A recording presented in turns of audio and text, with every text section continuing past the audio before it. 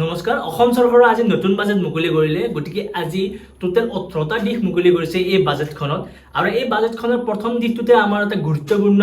দিশ আছে সেই দিশটো হ'ল 2 লাখ চাকৰি এই 2 লাখ চাকৰিত কি চাকৰি থাকিব আপোনালোকৰ কি বিভাগ থাকিব এই ভিডিঅ'টোত আজি কথা পাতিম গতিকে ভিডিঅ'টো শেষলৈকে চাব তেতিয়াহে গম পাব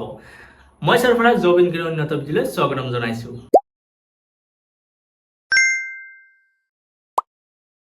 গতিকে এইখন ফটোত আপোনালোকে দেখিব পাৰিছে টোটাল বাজেটখনৰ 18টা দিশ আছে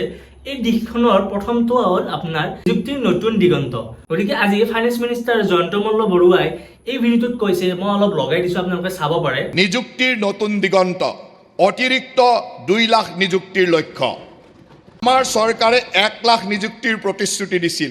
আৰু আমি সেই প্ৰতিশ্ৰুতি ইতিমধ্যে অতিক্ৰম কৰি বিগত 5 বছৰত 1,64,000তকৈ অধিক চৰকাৰী চাকৰি প্ৰদান কৰিছো এই ধাৰাবাহিকতা অক্ষুণ্ণ ৰাখি আমি এতিয়া নিযুক্তি প্ৰদানৰ পৰৱৰ্তী পৰ্যায়ত উপনীত হৈছো অনাগত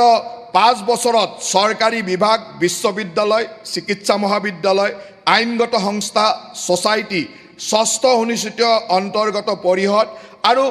সৰহ পৰিমাণে ৰাজহুৱা অংশীদাৰিত্ব থকা কোম্পানী আদি সামৰি ৰাজহুৱা খণ্ডত ৰাজ্যখনত 2 লাখ নিযুক্তি প্ৰদানৰ লক্ষ্য স্থিৰ কৰা হৈছে গতিকে আপোনালোকে দেখিলে যে জয়ন্ত মল্ল ছাৰে কি কথা ক'লে তেওঁলোকৰ মতে যোৱা 5 বছৰত 1 লাখ চাকৰি নিযুক্তি দিম বুলি কৈছিল কিন্তু তেওঁলোকে 1,64,000 চাকৰি নিযুক্তি দিছে এই বাজেটৰ এইবাৰ সংকল্প লৈছে যে আগন্তুক 5 বছৰত 2 লাখ চাকৰি নিযুক্তি দিব গতিকে এই 2 লাখ চাকৰিত কি পোষ্ট থাকিব আপোনাৰ টিচিং পোষ্ট থাকিব হেল্থৰ পোষ্ট থাকিব ডিএইচএছ হওক বা পুলিচৰে হওক আৰু লগতে আপোনালোকে এডিআৰৰো পোষ্ট থাকিব গতিকে যোৱাবাৰ যেনেকৈ এডিআৰই পোষ্ট বিলাক মুকলি কৰিছিল সেইদৰে এইবাৰো এডিআৰই পোষ্ট মুকলি কৰিব এতিয়া আমি আৰু এটা ভিডিঅ' চাম আমাৰ চিফ মিনিষ্টাৰ হিমন্ত বিশ্ব ছাৰৰ আমি সংকল্প পত্ৰত কৈছিলো যে ৰাজ্যত আমি 2 লাখ নতুন নিযুক্তিৰ ব্যৱস্থা কৰিম আৰু আমি এই নতুন নিযুক্তিৰ ব্যৱস্থাৰ কাৰণে আজি আমি বাজেটত উল্লেখ কৰিছো যে অকল খালী পদ পূৰণেই নহয় আমি নতুনকৈ পদ সৃষ্টি কৰিও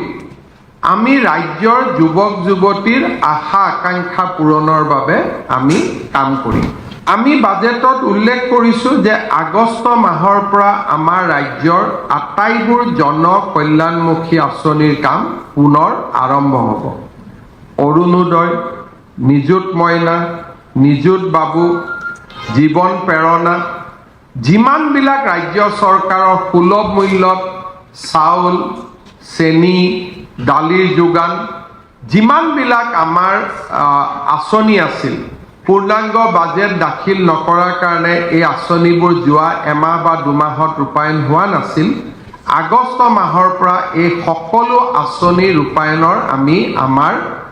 প্ৰতিশ্ৰুতি দোহাৰিছো গতিকে এই ভিডিঅ'টোত কি কৰে আপোনালোকে শুনিলে চিএম ছাৰে এই 2 লাখ চাকৰিৰ ভিতৰত যিবিলাক স্কিম বিলাক আহি আছে জীৱন প্ৰেৰণা হওক নিযুত মইনা আঁচনি হওক বা আপোনালোকৰ অৰুণোদয় আঁচনি হওক এইবিলাক গোটেইখিনি আগষ্ট মাহত মুকলি কৰিব গতিকে অসম চৰকাৰৰ আগন্তুক যিবিলাক পোষ্ট আহিব মই এই চেনেলটোত আপলোড কৰিবলৈ চেষ্টা কৰিম গতিকে আপোনালোকে নিশ্চিতভাৱে এই চেনেলটো ছাবস্ক্ৰাইব কৰি থওক তেতিয়াহে আপোনালোকে এই আপডেটবোৰ পাই থাকিব